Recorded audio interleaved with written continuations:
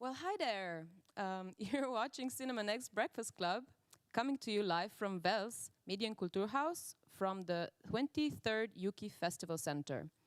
My name is Bojana Breger. I will be your host this morning, and I'm joined in this pretty amazing studio by our guests, who you will get to know very soon. How are you doing? Very good, thank you. Thanks for the invitation. Great, thank you. Amazing, glad to be here. Well, we are still a little bit low on energy, but we also have coffee and croissants here because this, as I said, is a breakfast club. And maybe you ask yourself, what is a breakfast club at all? Well, let me enlighten you. Here at Cinema Next, we work with young filmmakers, and so we are always interested in the topics that are important for them. This is why we organize the breakfast club. We go to a festival, we sit down with the audience, with the filmmakers, make some coffee, get some croissants or two, and we ask them to tell us about their work, their challenges, and their experiences. And then we debate all of this while we're having, you guessed it, a breakfast. This time our setting is a little bit more formal, but we still want to keep it kind of chill and informative. And our audience is now everyone watching this YouTube live, which I'm guessing is probably huge, huge numbers. And I'm very happy that we are joined here by also the YOUKI team. And we will ask them later if they have some questions, maybe for our guests as well.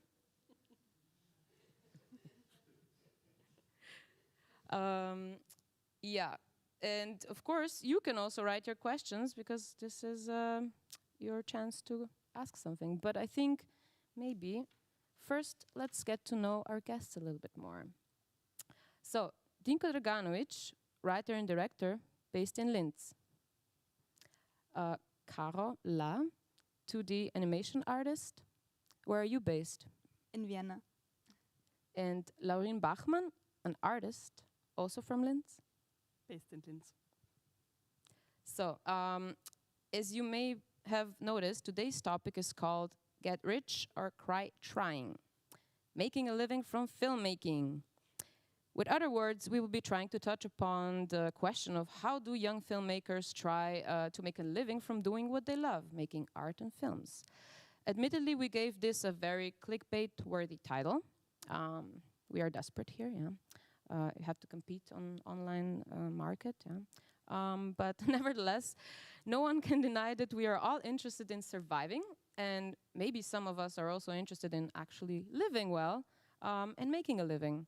And we're going to try to find out what you think about that.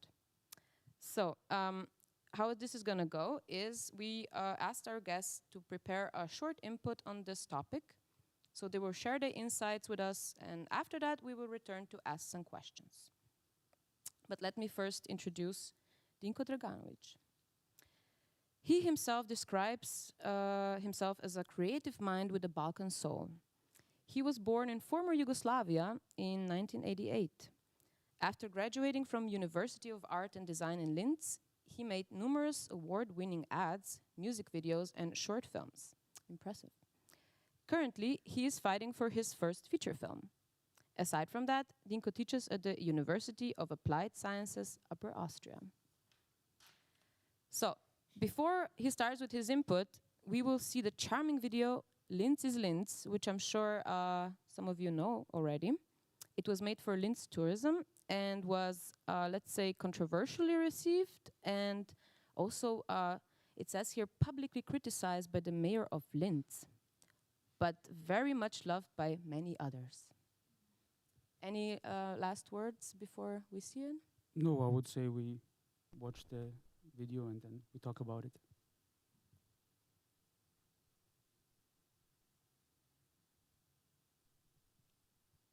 Linz ist eine Stadt für Senioren. Eine Mischung aus Dorf und Stadt. Altmodisch. Bisschen rassistisch. Was man an Linz vielleicht nicht besser machen konnte, war das Image. Welcome to a city unlike anything you have ever seen.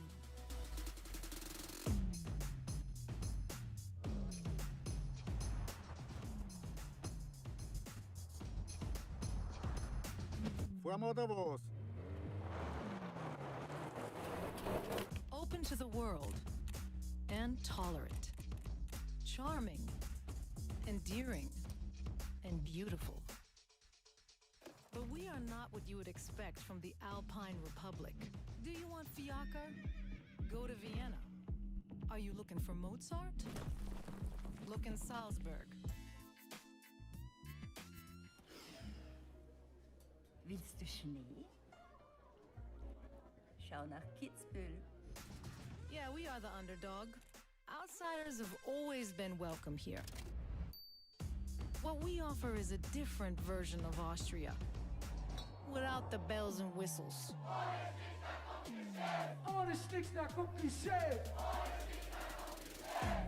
With unique attractions, once-in-a-lifetime experiences, and architectural goodies. We are a stronghold of fine dining, a culinary mecca. We might not be Berlin, but we do set trends. We're also not Paris, but we are sort of romantic.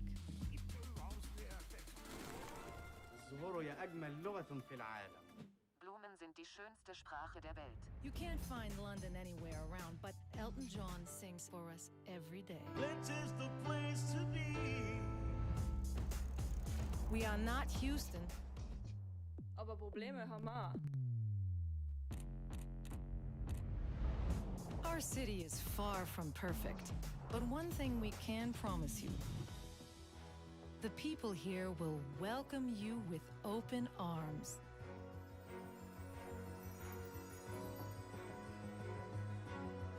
Das gibt's ja nicht. Jetzt seid ihr noch über da. Ja.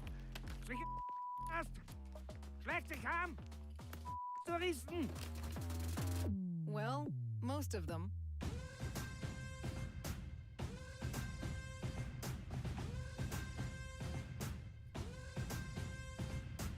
Besuchen Sie Linz, meine Lieben.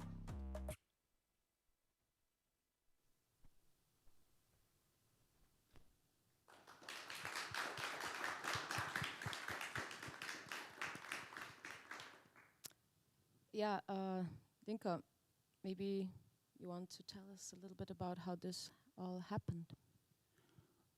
Well, it started actually here in Wales, because I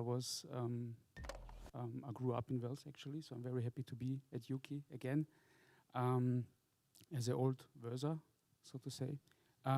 Yeah, it started with me producing music with 17, 18 years, so I like to do stuff with sound, yeah. And then I decided to study, and I couldn't find the right university for this thing, like producing sound or doing stuff with music and so on. And I went to a convention in Salzburg, where I found out there is a University of Arts in Linz. They do stuff with sound or something like this. And yeah, I applied, and that's how I came actually to study time-based media in Linz at the University of Arts. And through that studies, I tried sound designing. I bought my own camera. We had camera courses. We had writing courses. We had graphics, photography, like multimedia studies. And I tried all of it, and all became kind of, my filmmaking became through the studies my passion. But I tried every part of filmmaking, like making my own pictures, making photographies, making videos and so on. And in the end, I realized, well, I would like to do all of it, but kind of having an overview, and that's why I became a director, because I realized that's the only way I can control everything, so to say. But the funny thing is, all the things I learned or tried to do in 3 or 4 years studying helped me to become a better director, because all of the parts, I know them better because I did them myself before. So after studying, I started to work at a film production company. I was like an editor there, and also tried to direct for them for this production company, which actually did only commercials. So that's how I came to this part of doing commercials. At the same time, I tried to do short films, like films where I could express myself, where I could do something I would like to do. But you know, most of you guys know you can't make money out of it. So, or I guess you know.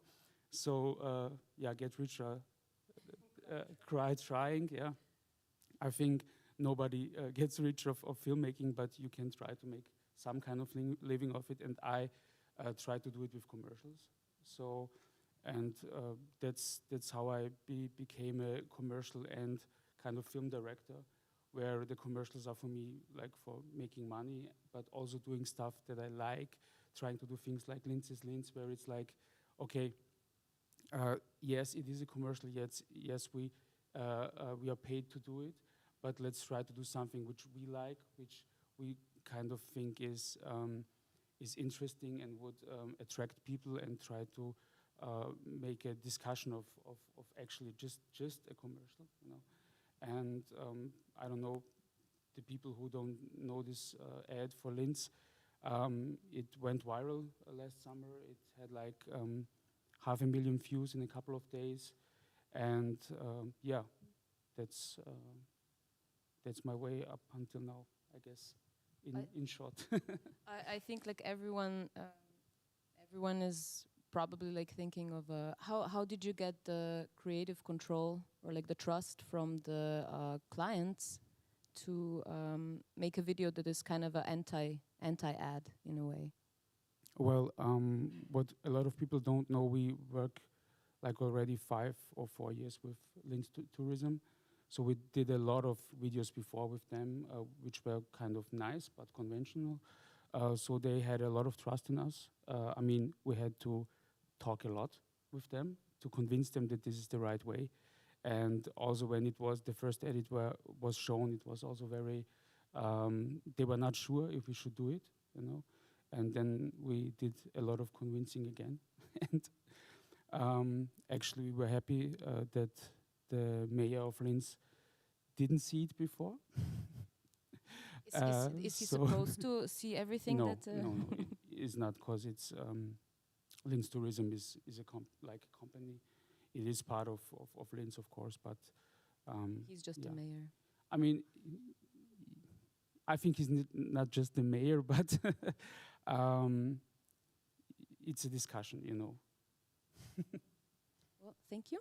We Thank will you. return to the questions then after we hear our next presentation. So, our next guest, Karla, was born in 1997. On her website, which is actually when we found out your Instagram page, Caro writes, "I love animation, drawing, metal, and ramen." In school, she already had a focus in animation and media design.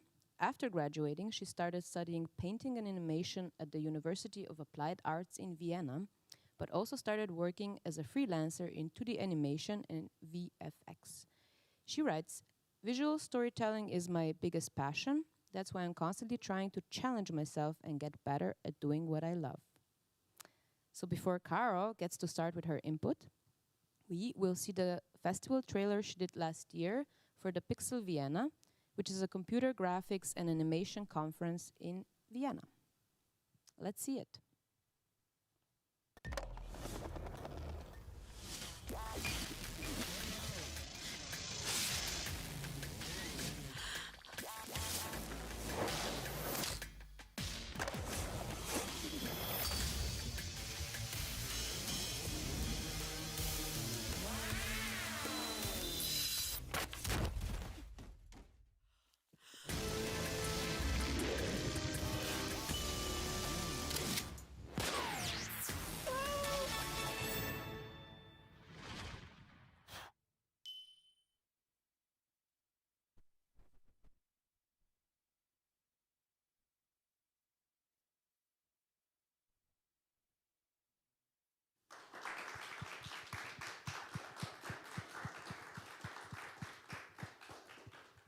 So, Caro, we are curious, how did you get to the point where you made the festival trailer?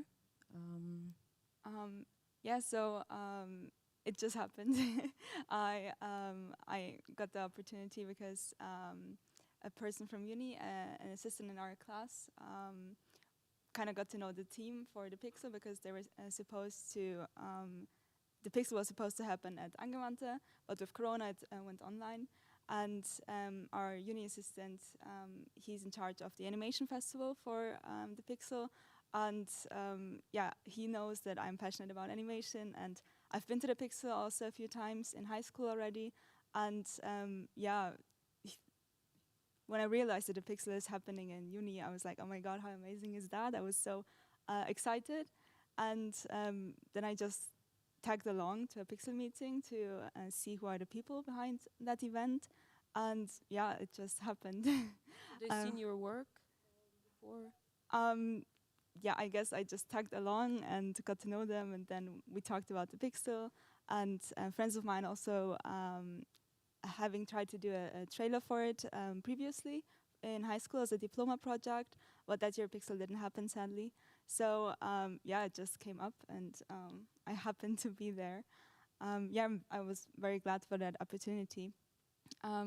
Yeah, so generally, like, that's exactly the direction I want to go to. With what I do, I'm super passionate about frame-by-frame animation, and I was very glad to be able to do that on that project. And yeah, I think I will have to elaborate on the way that I do it. Basically, frame-by-frame animation is what it sounds like you literally draw every frame.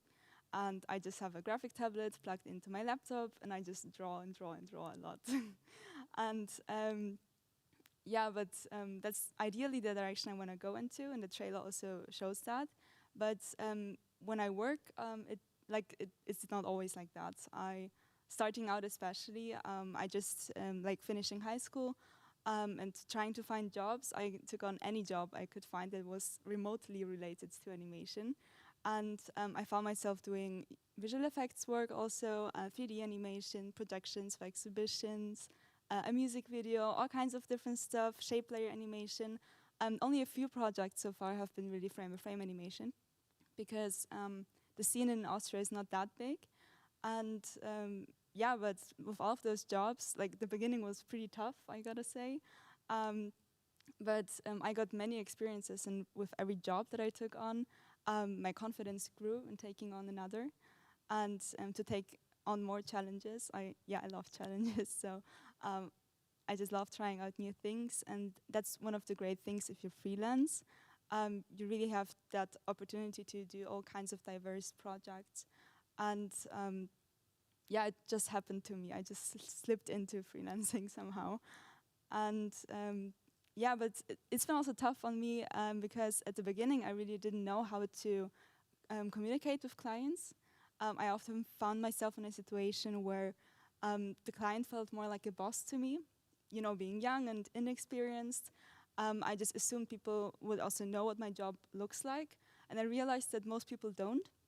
And I just have to communicate clearly from the very start how much effort really goes into 2D animation, the way I do it, with drawing everything by hand. And only then I can really move on to work with a person, because if I don't clarify that from the beginning, that's like a 2-second shot can literally take a full week to animate. Yeah, I'll always be on the losing side and find myself overworking myself and stuff, and people not appreciating that. And also not understanding. I mean, how could they if they never knew how it worked? So yeah, I realized that after a few years of trying to freelance, that's the position I have to put myself into, to make sure people know what I'm doing and how it works. It's different if you work with clients that already know animation. Like most of the jobs I did so far were so that I worked on my own and did the full project by myself, which is a lot of responsibility and can be super stressful at times. And with working with a studio, it's different because you work with people who are passionate about the same thing as you, and they know how it works, and they know it can be stressful. You also don't have full responsibility, but often get shots assigned, which I have to say, like, having done now so many projects by myself, I would like to go more into that direction now, to like have a bit less stress and to also learn in the process from people who are better than me. because there's lots. I still have much to learn. And yeah, with Corona, I think that there is even more opportunities than ever. Studios looking for animators from all over the world. For like most studios are looking for remote freelancers now, but it also means more competition than ever. So it's a very interesting time to be working in animation right now. And yeah, coming from high school, I also thought that I always have to get an internship. I have to get hired to kind of set foot in the industry. But I realized that animation can be so much more than that. From university, for example, I learned new perspectives that, you know, I can also do animation and show it in exhibitions. I can do films and show them at screenings, at film festivals. And it's not just, you know, like, of course you can choose to like go for the industry, but yeah, I found so many more ways and so many more possibilities. And yeah, I'm trying to find a balance between doing jobs that I can live from to pay rent and doing stuff that I'm really passionate about. Yeah. It's a very impressive array of experiences that you got in like relatively short time as well. And I think I really liked the point you make about also taking care of like the mental part of it, like that you don't like reach a burnout or something like that. Thank you for your presentation. We'll get some questions for you next. And Laurien, now it's your turn. Lorraine Bachmann, born in 1992. Lorraine studied cultural studies and experimental art at the University of Art and Design in Linz. Her work combines digital media, like photography, video, and sound, with landscape, space, and memories.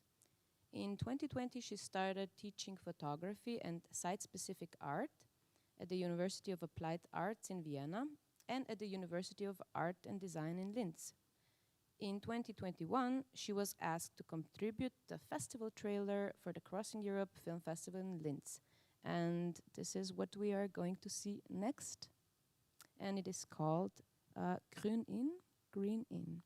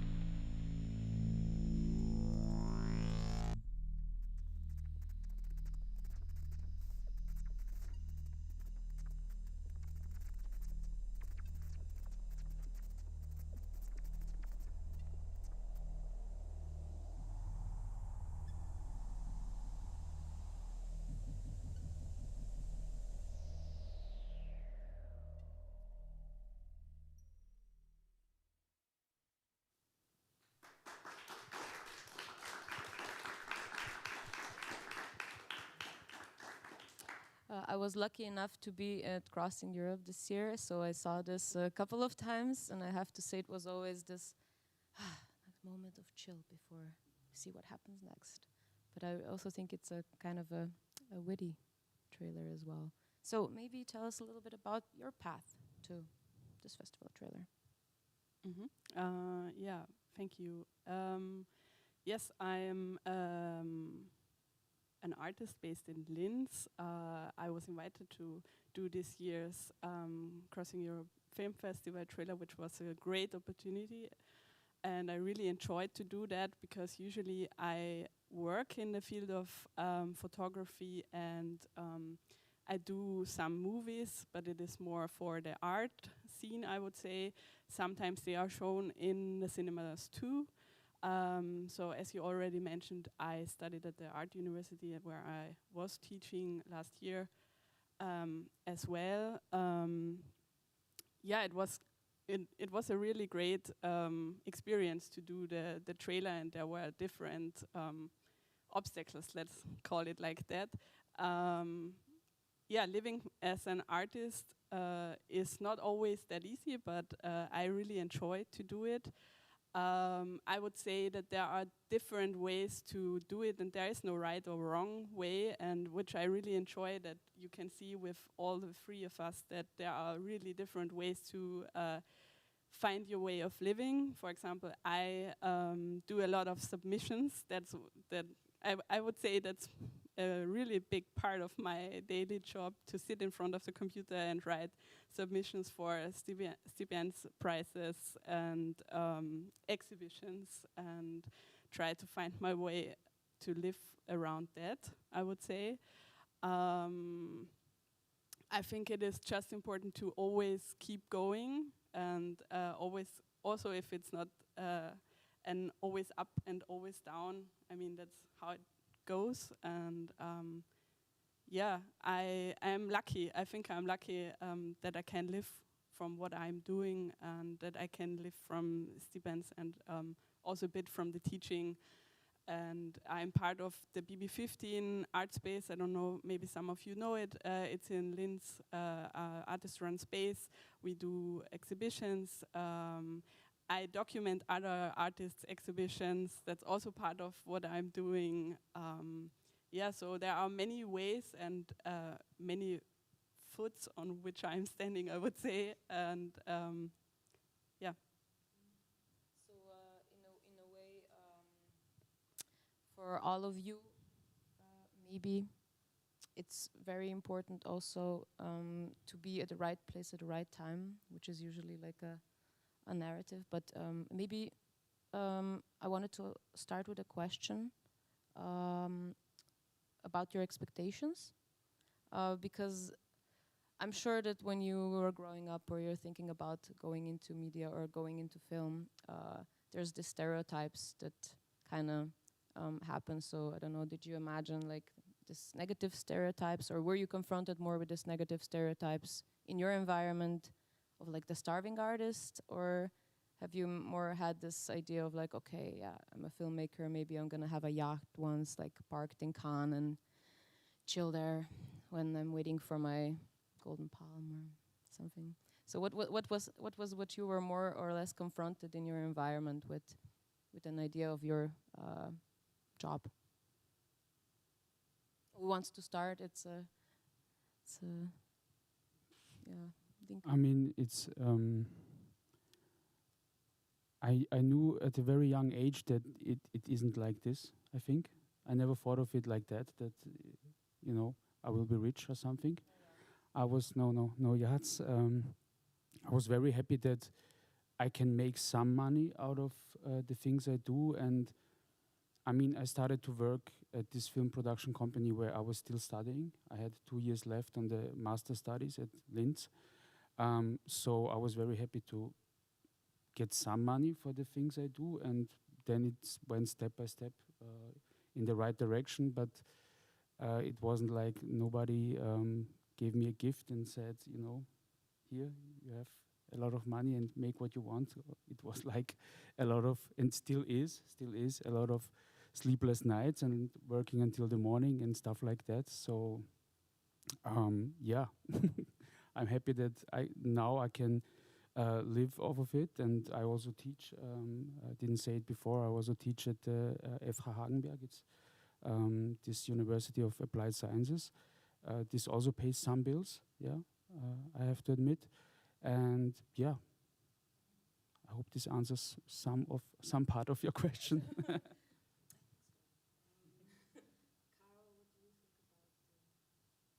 Yeah, for me, like I noticed pretty early that I want to do animation, since I went to that animation high school.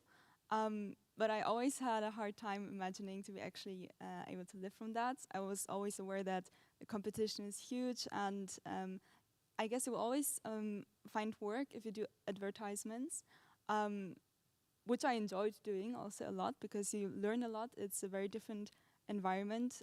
But if you like me, I would love to go. If you want to go into storytelling and making movies, short films, maybe working on a series, it's pretty hard in Austria. There is not that much happening here. I'm aware that I will have to go abroad probably for those experiences. And yeah, honestly, at the beginning, I didn't think I could ever live from this at all, to be honest. But yeah, with studying in uni and, you know, opportunities came up, like people know me for being the 2D animation person, and that's how I was approached a few times, and I just took on any job I could. And I realized, okay, if you stay open and if you take on challenges, and yeah, just, you know, try really hard. I also had many, many sleepless nights. People who know me know that. Yeah, you can get somewhere, and at some point you might be able to live from that, and that's what I'm chasing after as well. And uni also showed me, like, that's something I truly never thought, to be honest, is that you can, like, before coming to uni, I didn't even think of art as an option for me. And it's so nice to get to know people who actually, yeah, who are able to live from that and who are able to pursue their passion in that way. So yeah, I'm even thinking of going into that direction a bit as well. Yeah, you just, the longer you try to pursue it, the more options you realize you have, and you just have to, you know. And you meet more people probably that are also you kind of like get experience from, because this is something that you, when you build your community, you kind of like share the experiences and tips and things like that. So I think this is also pretty true for the artist that sits in front of the computer and writes the submissions, and has to also get kind of okay with the rejections that are coming sometimes. Yeah, that's for sure. I think the thing with the rejections is something you somehow have to learn. And I mean, as I'm also on the other side, sometimes with juries, I know now that it is not always about the quality of your work. It is also there are other perspectives why you are not chosen for something. And I think it's just my way to do it is I always think if I don't try it, there is the no in front of it. If I don't submit it, there is already the no. But if I submit, there could be a yes. And if it's a no, then it's also okay. That's how it is. Then somebody else gets it who is more qualified or whatever. But the possibility to get a yes is there if I submit a work, for example. And that's how I just go on. And yeah, I think that's important. And I think also your, as you already said, I think your, I don't know, your background and your people around you also help you to get somewhere. Yeah, I mean, it's kind of undeniable, I think, like also from my personal experience, I think like it's definitely helps if you do go to places as a filmmaker, that you do attend festivals and talk to other people about also this monetary aspect of their work, because of course art, you like to talk about films, you like to talk about all the aspects of making it, but when you start talking about the clients or like how to actually finance it, it's also sometimes an uncomfortable conversation, if we're being honest. So is this something that you notice, or is it like, do you more or less come across people that, or your colleagues that would share with you how they are getting to finance their work? I would, if it's okay, I think it's important to share experience. What I learned at university was that many people don't share.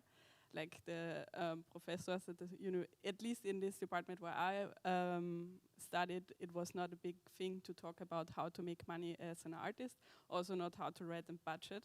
And that's something very important afterwards, because if you are done with university, you have to write budgets, and you have to know how the thing is going on. So what I'm trying to do now, if somebody asks, or if I don't know everything, that's for sure, but the little things I know, I try to share with others, especially with other women, because I think it's important to empower other artists to try it, and that you just have to do it. That's also something I try to teach at the university, for example, that people can write submissions, and how that there are some details you can use and find your own way to do it and share the experience. It helps if you talk with others.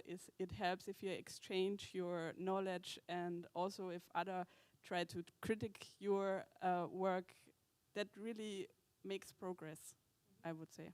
Yeah, and it also kind of reinforces this feeling of community, that you are also working with each other, not just waiting like what's the opportunity and then like jump from it, like from different perspectives. And Caro, you also as a freelancer can probably confirm what Laurien just said, that maybe people who are just starting, they are not aware of how much your work as a freelancer is gonna actually be a lot of like also accounting or like planning and projects.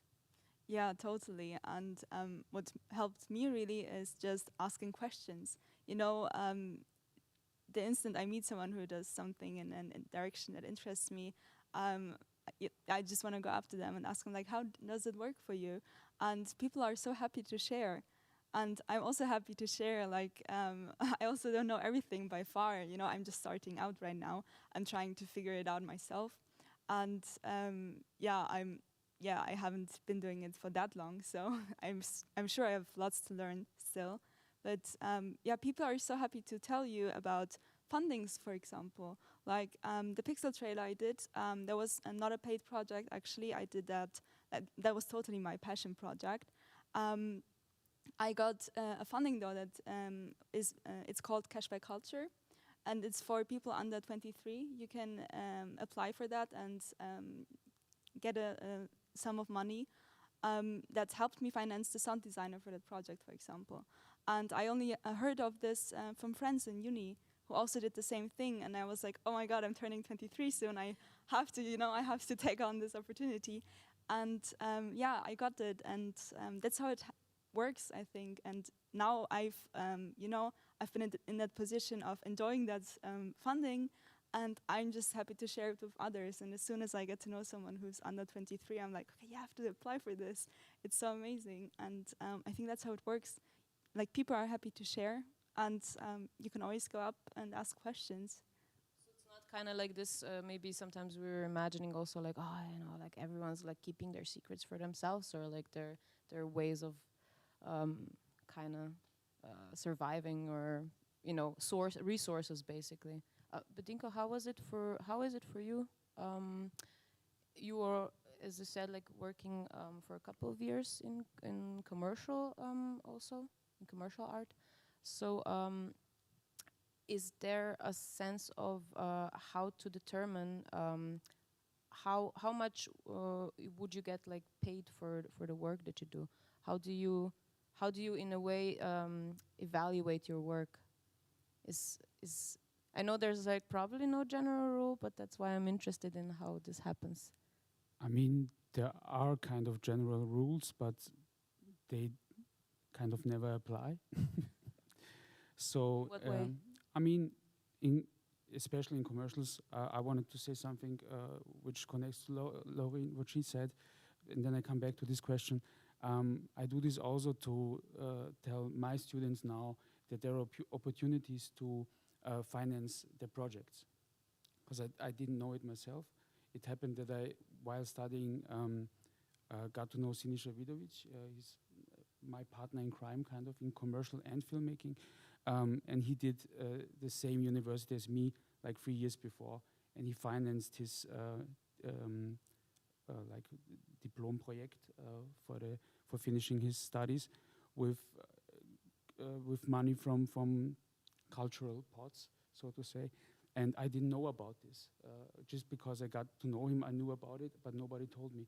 And students are sometimes surprised that they got to know that they can get like up to 5,000 euros to pay for their film they're making while studying, And people don't know this, and I try to tell my students now, there are opportunities, there is money. It's not a lot, but you can apply for it. So that's what Lorraine is actually doing all the time. But if people don't know, they think like, okay, I have to do everything for free. It's not like that, And coming back to the other question, I mean, it's always up to the budget, kind of. If the budget is good, then you will have also a good payment, but if it's kind of low, then you also get a low payment. It's like that, I think.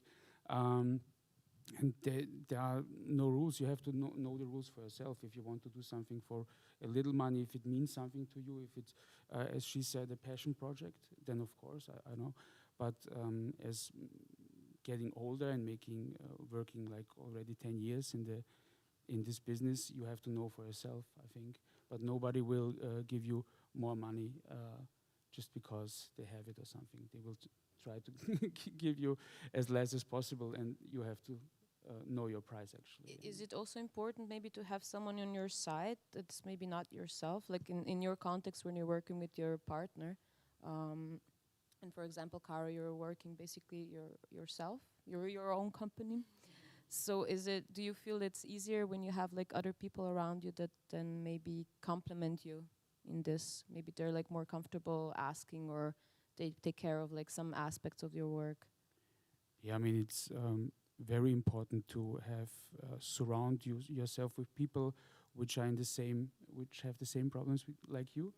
And I mean, my idea of getting into this kind of filmmaking and stuff, I try to surround myself with the best people which are already doing this.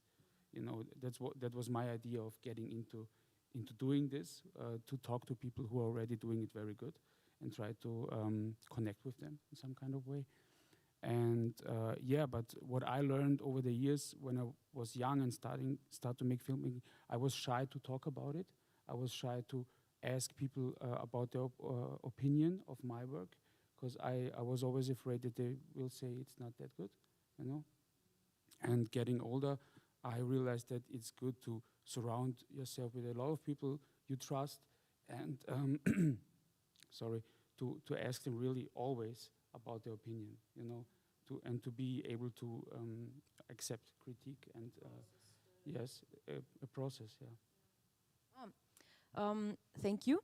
At this point, I would like to maybe ask first our audience here, our live audience, if they have some questions. Yeah.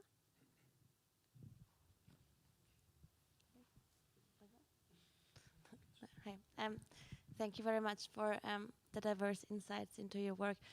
I would like to come back to the I have to start my thoughts. I would like to come back about the part about the solidarity that all of you kind of mentioned. All of you are working together with people.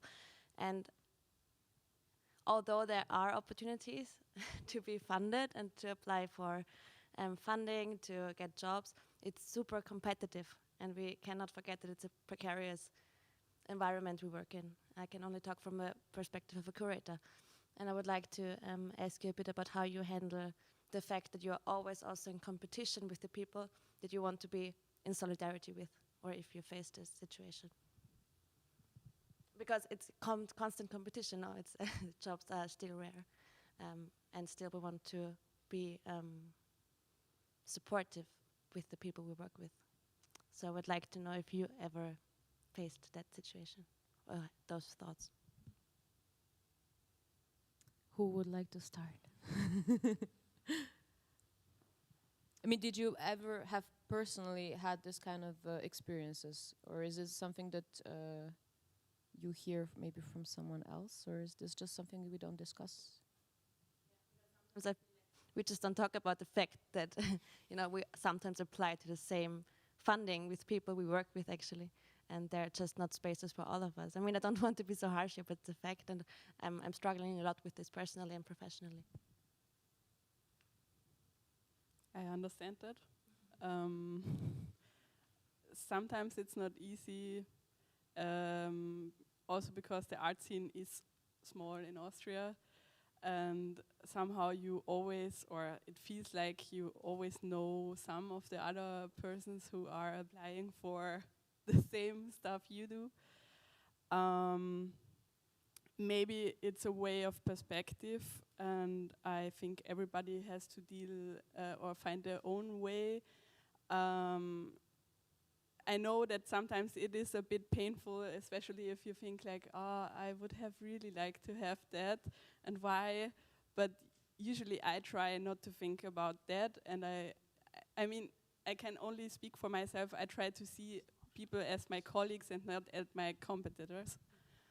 And I try to think like, okay, this person also really worked hard for that, and I think they earn it, and it's good to get it. But of course, sometimes you're like, it would have been so nice. Yeah. So there is no right thing to say to that. I just understand that, yeah, sometimes it's painful, and that's part of the job we have, that there is sometimes things like, oh, it's personal somehow. Yeah, that's my perspective. To me, I have to admit, I haven't gotten that many fundings or won anything yet.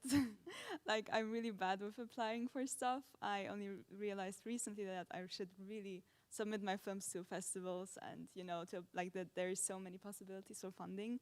It took me a long time to figure that out, and so yeah, honestly, I haven't gotten that many. Cash for Culture was really the only one so far, and yeah, to me it's more like like not being fast enough for the deadlines. Like what I am angry for, like when I'm only angry on myself for, having those many possibilities and opportunities and only getting to know about it after the deadline. So that's more like the trouble I have with it. And then making like a schedule for like next year, Yeah. like every month something comes up. Yeah, totally. But do you know personally also, do you know like websites or like resources or like agencies, public agencies that would gather this kind of information, or do you know where to find resources like this? Before we just talked, yes, of course, like you're asking your colleagues, but do you feel that there is a need for somewhere where this all would be like gathered, or would this help you with that, with at least like the submission work? I think I think there is no place where everything is gathered, and you get the information. Like for filmmakers, you can apply there and there, and for artists, conceptual artists or whatever, you can apply there. I think there is no place where everything is, where the information is there. And it would be a good project to start something like this. Maybe it would help a lot of people. Yeah, I think we also were, we get this feedback a lot. That's why I'm asking, because I think it's really a necessary thing, and maybe someone wants to start doing something about that. But if you know the facilities where to ask for money, then that's at least what I do. I always check the BMQs, horrible name, constantly, if they have new things out, and I check other websites which are collecting. For example, if you do a lot of residencies or something like that, then you go on the Away website, which collects like really great. They do it really greatly for residencies if you are up for that, and you can go on the Upper Austria website and look through the culture fundings. And in my case, I come from Carinthia, so I have also Carinthia to step in sometimes. That's how I do it, at least. Yeah. It's a lot of scrolling with like really boring Yes. text. Yeah, it is so boring. Yeah, yeah. No one tells you that when you're like, oh, I'm gonna be an artist. Yeah. Yeah. I also want to check with the regie in case there are some YouTube questions, because this is a YouTube live after all. Yanis, please. Yeah, there are two questions from Cinema Next. First one. Well, who do you even know? First one is for Dinko. They write, I know young talented filmmakers who were asked by big commercial clients to do commercials or clips for them for an amount of money which was close to Ausbeutung. The question then is, do I, as a young emerging filmmaker, take the chance, or should I leave it and stick to my principles? Well, that's a good question. don't think about the principles when you get such an opportunity.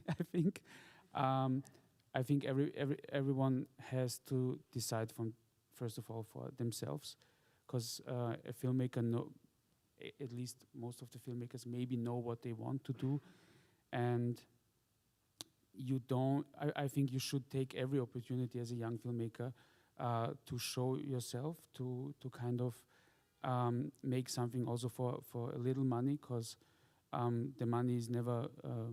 It will get more, but it will never be too much. I can promise that. But everyone has to decide for themselves. But I would take the opportunity, and because you can show yourself, you can make your own project out of it, and with this project you can maybe get other projects which are paid like it should be. But there is undeniably a thing, of course, of like putting people into different categories, or like artists, like to commercial and the artist, like, and that I think there is like a sort of prejudice then if you're supposed to be working on artistic films, but then you of course can't pay your rent, and then that's this kind of a thing which I understand from this question, that that might be like the principal question, like is this really for me? Am I gonna have any consequences in the future? Maybe they're not gonna take me as seriously as they would if I was working on some artistically more serious things. Well, my experience is that in commercial they take artists more serious than people who just do commercials, I think, but maybe that's only my point of view. I don't know. As I said, everyone has to decide for themselves what they want and what their principles are. If you want to get into making commercials, then you should take every opportunity, because there are a lot of directors, a lot of good filmmakers and agencies and so on and so on. So you're just a little small part of this big industry. So if you want to make money out of this, then every opportunity is a good one. Yeah. At the same time, I also try to go on to zweigleisig fahren sozusagen, where I try to do my short films and try to do a long fiction film at the same time, but trying to pay the rent and make money out of commercials, which is also kind of cool, because these are little films which most of the time for me are fun. They're also projects which are not that fun, but they also pay the rent. So that's my way to. And it gets you to have a lot of experience, actually, with time pressure, with dealing with people, and this is something that probably someone that maybe is on a film academy gets to know in a little bit of a different light, so that you have a different kind of experience, but you are very well equipped then for maybe a feature film. Yeah, of course. I mean, it's working with actors also in commercial. It's writing, it's editing, it's everything you need to make a film. You do also in commercial, and as we saw, Linz is Linz. It's not a typical classic commercial you can see on television. So we're also trying to make something more out of commercials than they are supposed to be. Yeah, we know maybe. Yeah. The second question is for Laurien. I wonder, can you really make a living when doing exhibitions? Artist friends told me that they got the chances to exhibit in big houses, but there is no money involved for them. Yes, that's a big problem. I don't know why it is like that artists are the ones who don't get paid for exhibitions, but everyone else in the museums get paid for at least sitting there and looking after your work, which is super good and important that they do it. But I think I can only speak from my perspective in two ways. As BB15 artist run space, we always try to pay our artists at least a small fee. That's the smallest thing we can do, pay the artist. I always tell this to the students as well, please, if you are ever in the opportunity, if you get paid, pay the artist. It is very, very hard to live only from exhibitions, and honestly, I don't live from exhibitions. That's the thing where I show my work, and in the best case, I sometimes sell art at exhibitions. If you're lucky, sometimes you get transportation costs or material costs, and sometimes you get, as in BB15, you get the money. But that's really not the usual case. So I would say for example, next year I have one solo show, and that how to get money for that in Vienna, I try to apply again. Sitting in front of the computer, I try to apply for project fundments from Upper Austria, and also from Vienna or BMKs. And if I'm lucky, I get as much money that I can maybe get a little bit more to live from that.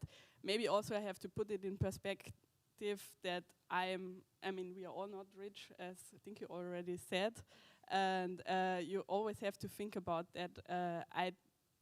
I can live from what I'm doing because also my costs are low, and I try to keep it on a lower level. And I guess other people would maybe think it's not enough, but I think it is really a way of perspective and what you need. And in my case, I think I'm lucky and I don't miss anything. I'm happy with the things. But getting money from exhibitions, it's not the thing. Unfortunately, let's change it. Because I think there is a lot of times we're also faced, I know this like from film criticism, there is this possibility for people to, of course, do things for free as an opportunity. And in that way, it is unintentionally maybe, but also taking away the jobs from people who would actually get paid from it. But it is then just this kind of a culture of like free work and being paid with exposure.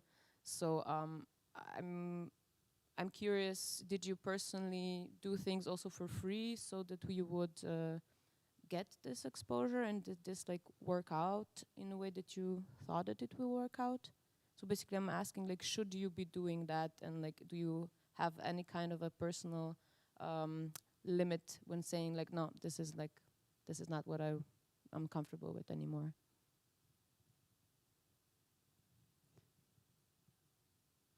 I think it's not easy, sorry. Very quick, I'm very quick with that. I think you should never pay for your work. That's something very important. I think that's not right. Sometimes artists pay for residencies, and I think that's nothing you should do. Because that's really against the thing how it works, because you should get paid for working, I would say. Yes, other than that, I think it really depends on the situation. Sometimes you work for free because you really like it, and you know that maybe this thing will lead to another good thing, or you know, that's not enough money, but I know it will make something with my work, or somebody else will see it, and I can develop during this process. So yes, of course, I also work many times with too less money, I would say. Yeah, for me, I would lie if I said that I didn't do this. Like, I still sometimes do that. If a project, like, it's been very hard for me to get paid enough for work, and I think I'm still on the rather lower end there. And I mean, yeah, I haven't been doing this for very long, and I do have some experience by now, but as Dinko said, I think, yeah, there's no way around it. Like, at least I didn't see that option for me. Like, I just saw opportunities, and I was like, yeah, I have to go for it, because yeah, otherwise I'll never get experience. And especially with animation not being that big in Austria, I literally took any project I could, and I also had some bad experiences there. But also you learn from those experiences as well. Like, you learn how to handle difficult situations and how to see your time as precious. Also, maybe say no to something. Also, yeah. It's after some of those projects, you really learn to to like, it's necessary in a way, I think, sadly, to take on those jobs. But without them, I wouldn't be where I am right now. And all of those experiences have been very valuable. And I'm lucky that I could afford to take on such projects, because not everyone is in that position to. Like, often people just have to, they have to go for the money because they have to pay rent. They might have a kid at home. And I'm very lucky that I also have very low costs of living. I lived with my parents until recently. I study. I still get Kinderbeihilfe, so it's really just trying to get by somehow. And that's the only reason also, I think, why I could even take on those projects. So that's also a privilege, I would say, to be able to do projects out of passion and without money. I think it's also a privilege to say no, to be able to say no. Because I have to be honest, I didn't say a lot of no's in my last 10 years of working. So I think, but it's important to say no, I think. But as she said, I mean, there is rent to be paid, and you don't know what's the next project or when it's going to come, and if it's going to pay the rent if you don't choose this project right now, and so on. So, but this is a general freelancer problem. It's not a filmmaker problem. Anyone maybe wants to add a question, please?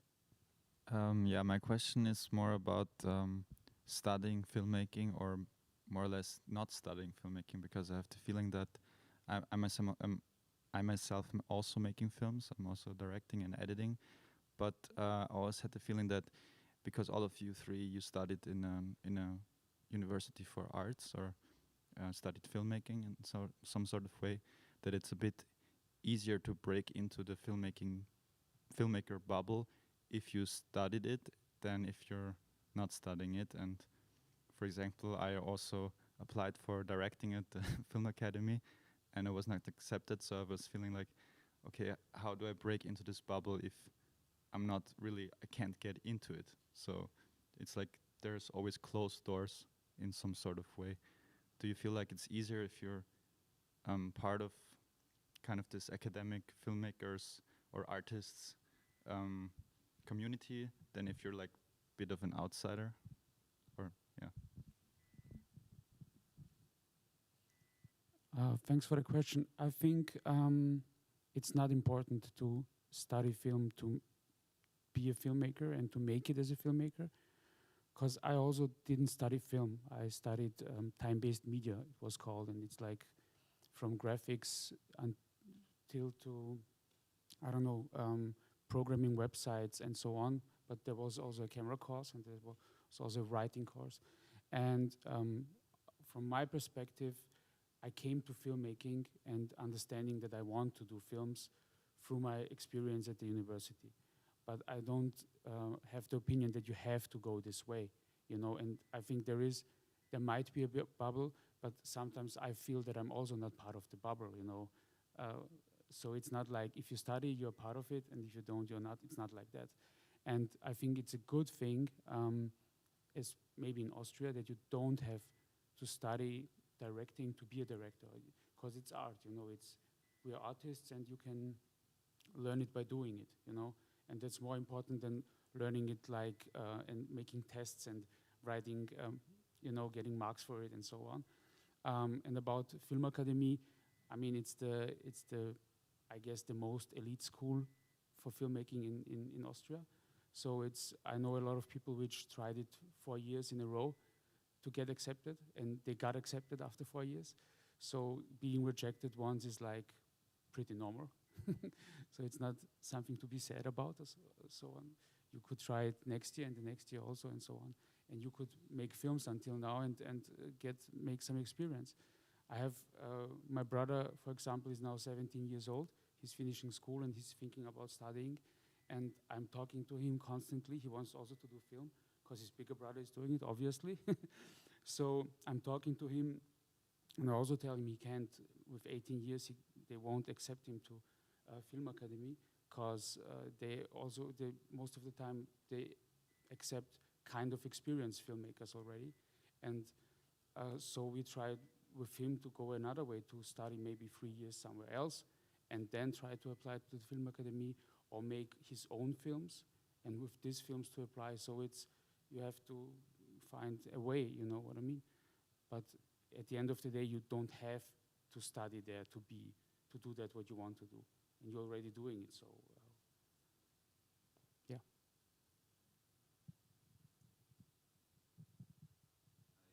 Would have a question. It's about dreams and wishes, because it's important to express that as well.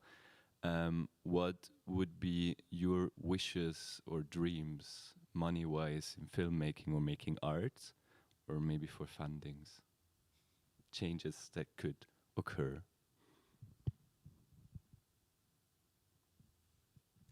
Where do you want to reach to? What is the dream? It's a really nice question. Thank you. I like dreams and wishes is also good. What do I want to accomplish? One wish would be that there are more possibilities for more people, I would say. More fundings and other ways to get money.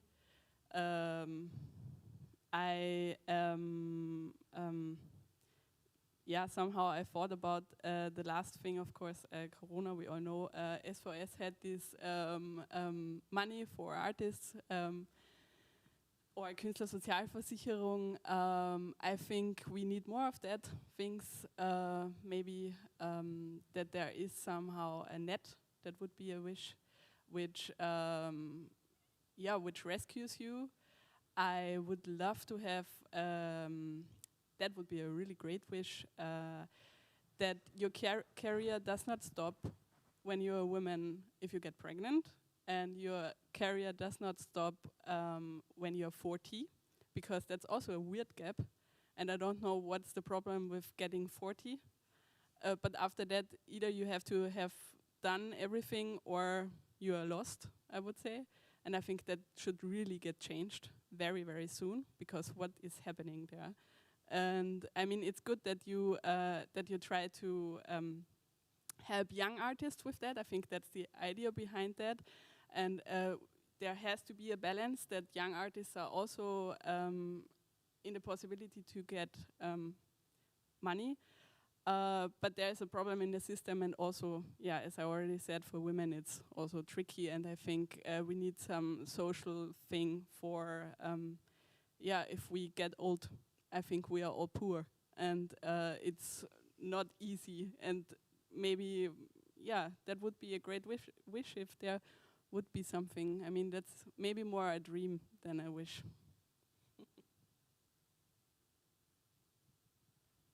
Personally, I'm very saddened by that answer because no, I mean, I agree with everything. Sorry.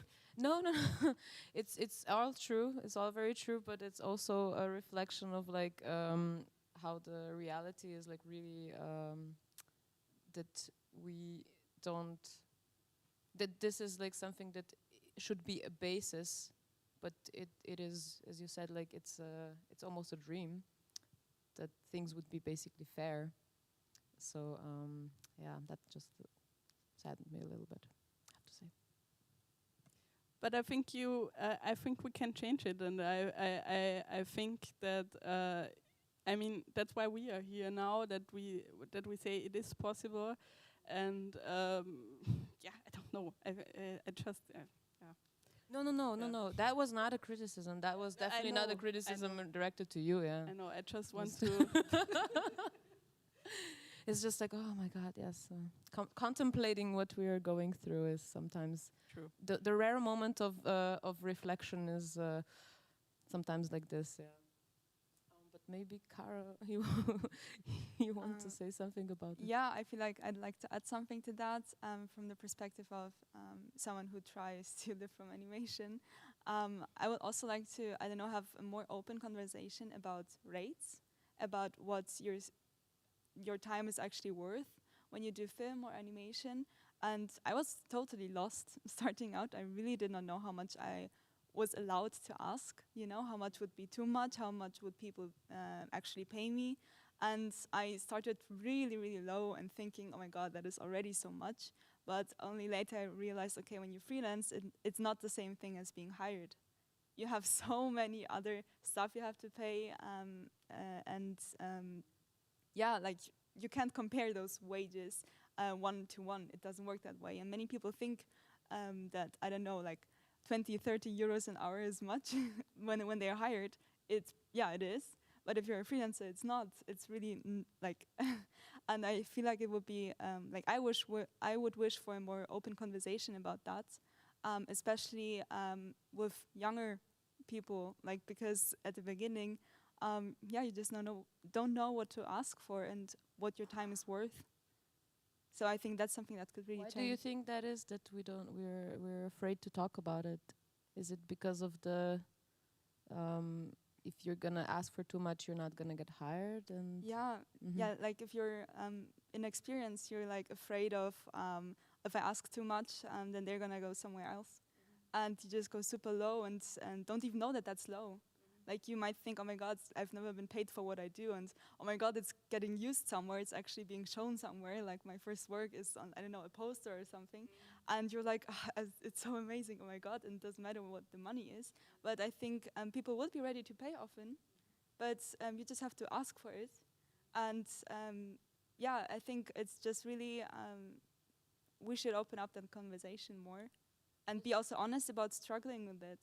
Like people then say, like, of course, if you've been working that way for, I don't know, 20 years, of course your rates are going to be so different. And then you hear someone is working for that and that amount of money, and how does that work? But yeah, I think what's important is how, like, that those people share how they got there and how they started out.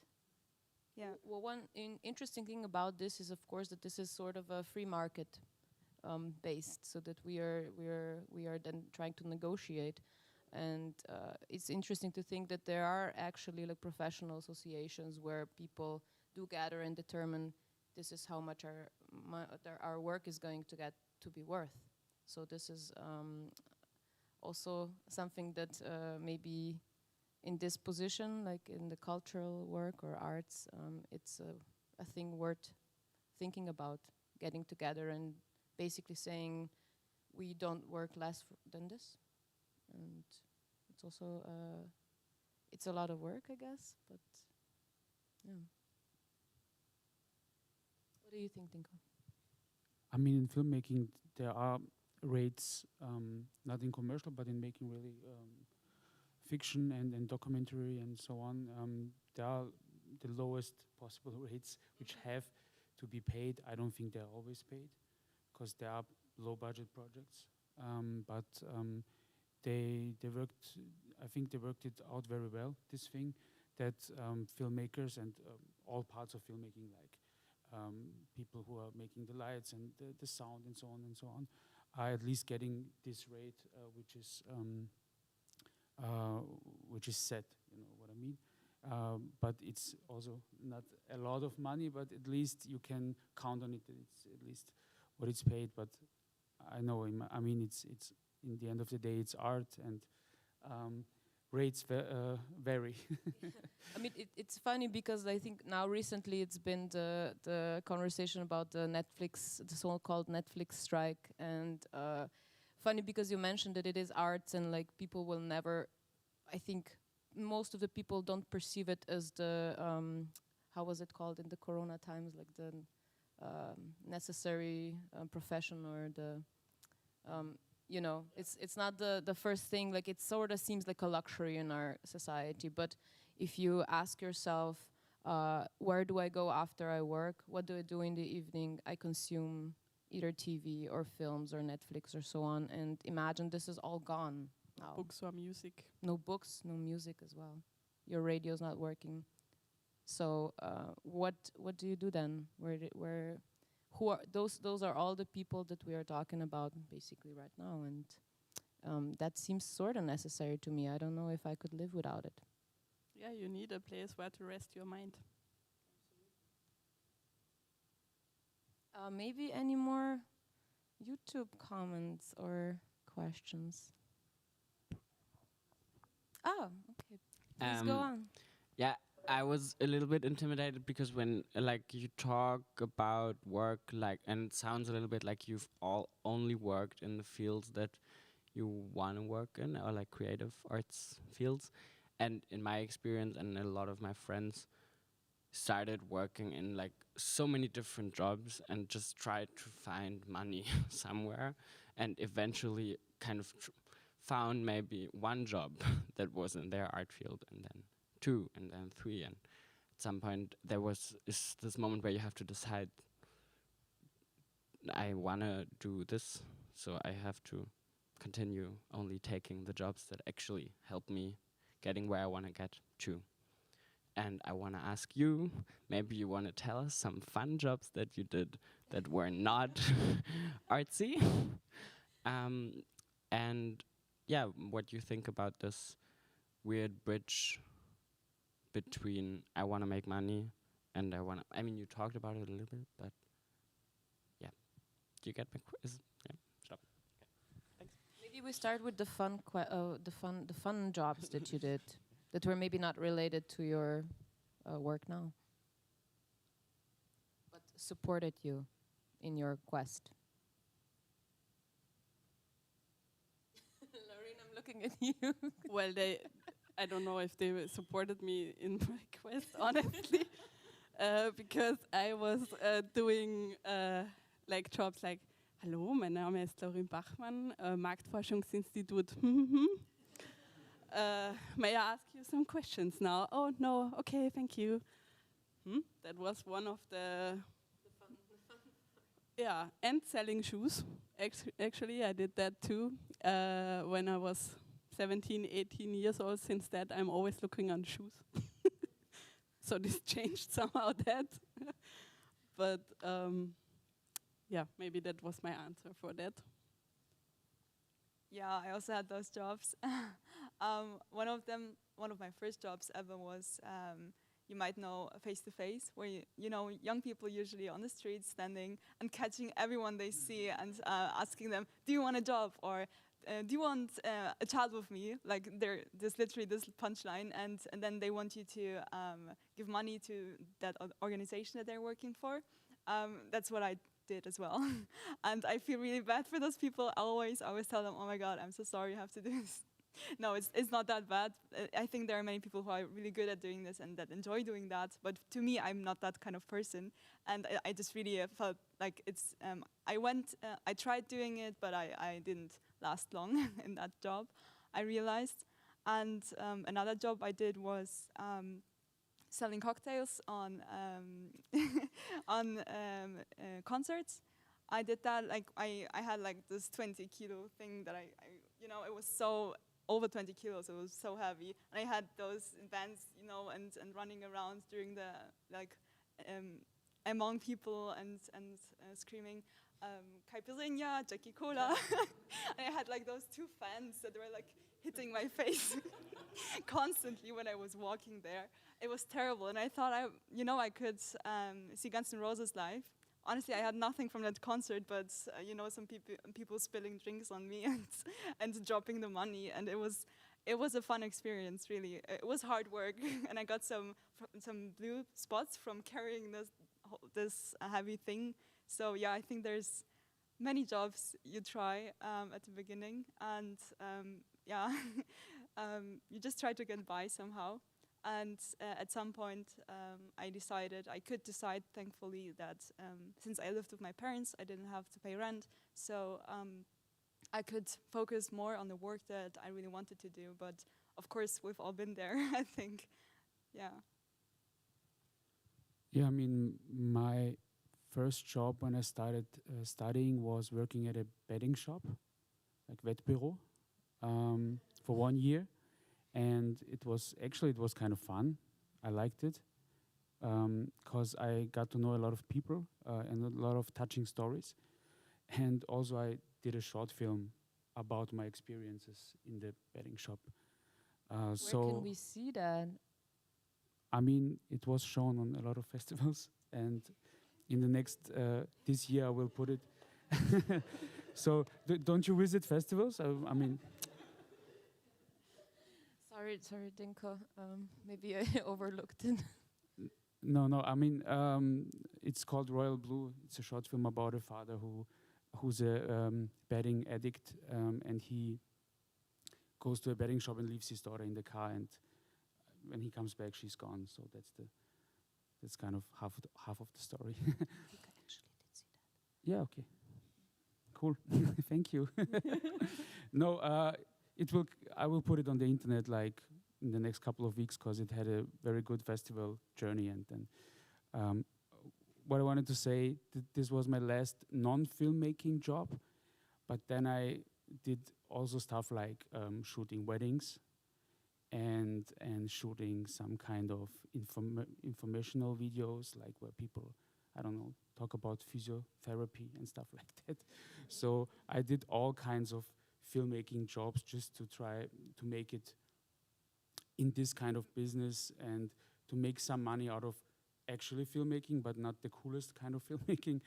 But I know it sounded cool when we talked about how cool we are and doing our stuff and making money out of it, but actually we did a lot of different stuff also too on the road, I guess. Yeah. And sometimes there is this point, I guess, or at least I hear that as well from my friends too, that they start to get these jobs outside of the art bubble, and then they increase and they get more and more, and suddenly you are in the 40 hours job, and then you realize, oh my God, how should I then make art beside that job, because it consumes so much time of your life. And I really see that there is a problem, because somehow you have to, I don't know, decide, okay, I will just go for it, and I try it even if it's really not easy. Or I mean, so many people, like I do the teaching, or I did the teaching, or sometimes I do book binding workshops at schools and something like that. So trying to find like little things who somehow pays the rent or something like that. But this is the part where you maybe should say no. We talked about that, if you want to decide, or if you're in the position to decide, because sometimes you're not in the position that you can decide to don't take a 40 hours job. And I think it's very important also to mention what you already said before, that I think like most of us understands there are different levels of comfort, or that different lifestyles that we can afford. And I think like for an artist or filmmaker in this specific case, we're sort of a survival artists.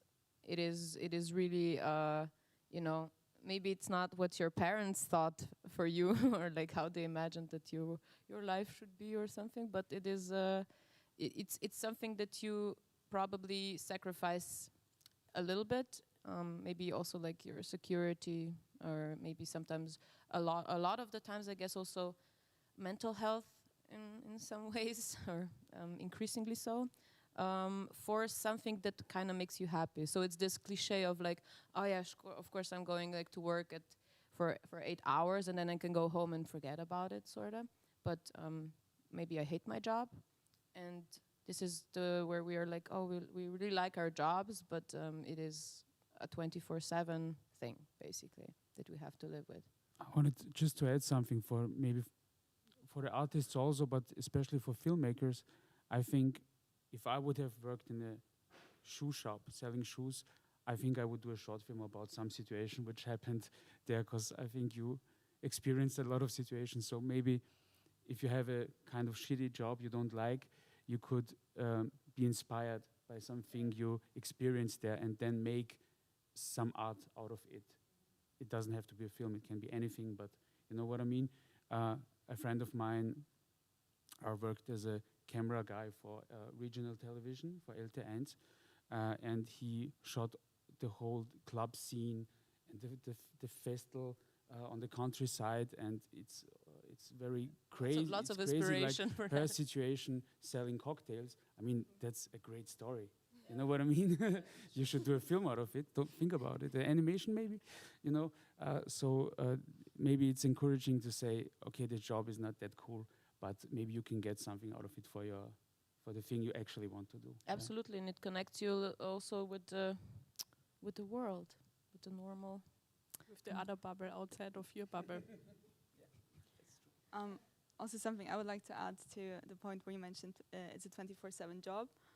That's so true. Sometimes I even think it would be easier to have a job where I get the money somewhere else, and then I can only focus on my free time, in my free time, on the stuff that I actually want to do.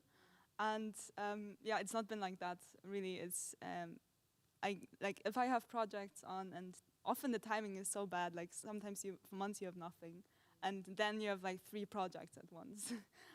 Like you can't really choose your working hours then, and you just try to like balance everything, uni and work and this project and that.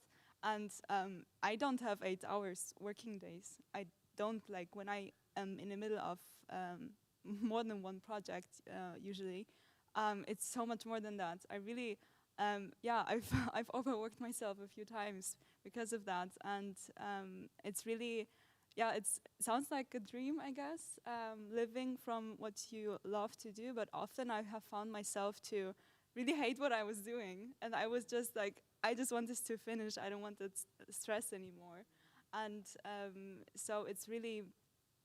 Yeah, I think it's like one of those things when you have to explain to your parents why you're like saying, oh, I came back from work and now I'm gonna work in the evening. Yeah, and so until like morning. That's like a. It's really just sort of a. Yeah, like I'm going to sleep at 6 a.m. and you see your father and you're like, oh, good morning, good night. It's like so normal for me. It has been for a long time, and I'm trying to like work against that now because I realize you cannot do this for a long period of time. Setting it's very boundaries. damaging. Yeah, it's so important to set boundaries and to treasure your health, and sleep is important. And yeah, I'm still trying to have a healthy cycle there. And yeah, so really living off what you love is it's not that easy. And I barely managed to really so far, but yeah, I guess I'm still so passionate about doing that, and yeah, I just can't see myself doing anything else anymore by now. That I still have the drive to still go on further, but it's not a Zuckerschlecken, or how do they say? It's really not. Yeah, if you want to maybe ask some more questions in the audience, because then I think with these words, even though they're not so uplifting, but I hope we gave you a sort of an insight and answered some of the questions about making it in the filmmaking and in the artist world. You're most welcome to still comment and ask questions. Maybe we go to YouTube and answer some, or if you want, you can also write to us on Cinema Next, on Instagram, on Facebook. We still have Facebook, so if you want, we are always there to answer more questions. So I would at this point really like to say thank you to my guests. It's been super nice chatting with you and very insightful, at least for me. Thank you to the YOUKI team that kept the atmosphere up. And thank you everyone watching from home. Please have a good day and take care of yourself in this less than ideal circumstances. So I hope we see you soon somewhere also live. Have a good day. Thank you. Thank you.